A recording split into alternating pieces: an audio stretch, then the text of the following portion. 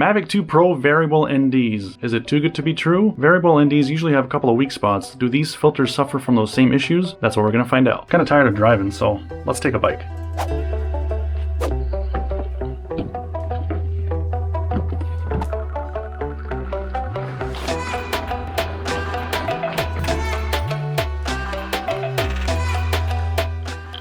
Which bike should we take? Cyclocross or mountain bike?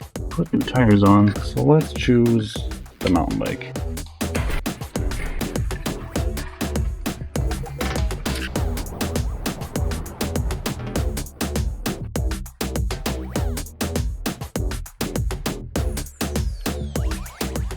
Alright, so what are variable NDs? And specifically, what are these variable NDs or VNDs from Freewell for the Mavic 2 Pro? Well, you get a set of two filters. The first filter has stops 2 through 5 on it.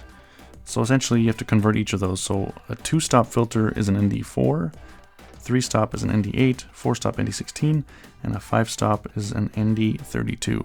That's where the first filter stops. So essentially the first one gets you all the way from ND4 to ND32.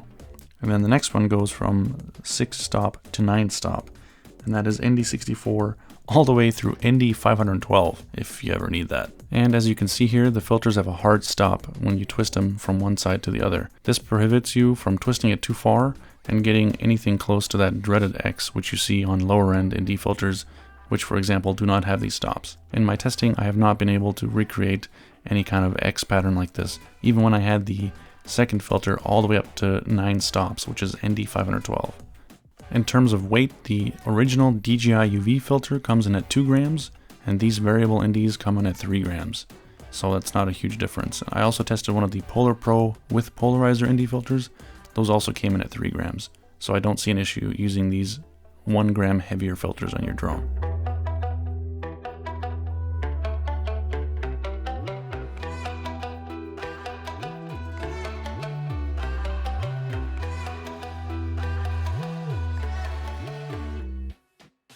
So let's take a look at a tricky lighting scenario.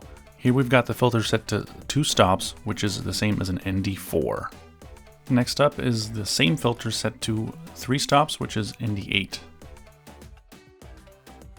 Here we have the filter set to 4 stops, which is ND16. And finally, the last setting on the first filter, 5 stops, which is ND32 equivalent. And as you can see here, if you look at all the highlights, the sky through the leaves, there's no X pattern or anything like that. Alright, so I've got the other filter on the Mavic 2 Pro now, and I've got it set to 6 stops, which is ND64. Here at 7 stops, which is ND128.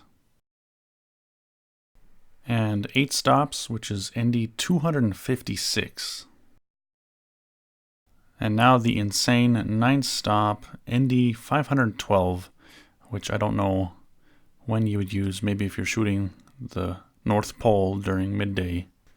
Now just for fun, I took the regular Freewell ND32 with polarizer, so this is a brand new filter that I haven't shown you guys yet in this video, and I put that on here. It's an ND32. And here we compare it to the variable ND set to 5 stops, which is ND32 equivalent. You can see that the strength is actually what it says on the filter. And then as a comparison, here's the ND32 with polarizer from Polar Pro. The only difference I could gather between these filters is that of course this variable ND is not additionally polarized as well, because then this thing would get really thick and heavy. But you can just see that here with the variable ND, look at the sky and compare that, for example, with the Polar Pro ND32 with polarizer. That sky is just a little bit more blue.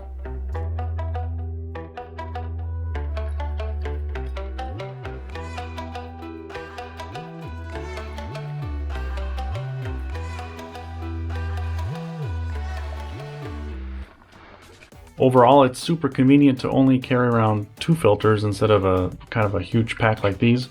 And I'd say the image quality is on par with regular ND filters. If you're, of course, tired of carrying around a bunch of things that you have to carry around for your drone, if you're a drone minimalist, let's say, then it's nice to only have to carry around 2 filters for all scenarios that you could think of. You just put the filter on that you think is correct. Most of the time you can gauge if you need an ND4 or an ND up to ND32 or an ND64 or stronger. So you just pick the one you need, throw it on there, kind of guesstimate or use an app to figure out what strength you need, power on the drone, see that your exposure is good. If not, adjust the filter on the drone and then go fly. I also recommend you check out this video up here, which explains the 180-degree shutter rule in great detail. So yeah, I'd say the image quality is on par with regular NDs. Now the regular NDs I'm talking about would be without a built-in polarizer. If you're after the ultimate image quality and you don't mind carrying around extra filters and you're kind of a filmmaker at heart and you just want the best possible image out of the drone, then maybe consider getting a full set.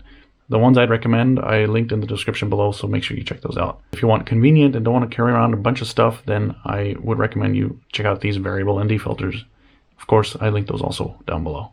Also, if you are an Osmo action shooter, which by the way I filmed most of today's video on, be sure to check out this video up here. There's still time to enter the giveaway of that filter set for your Osmo action.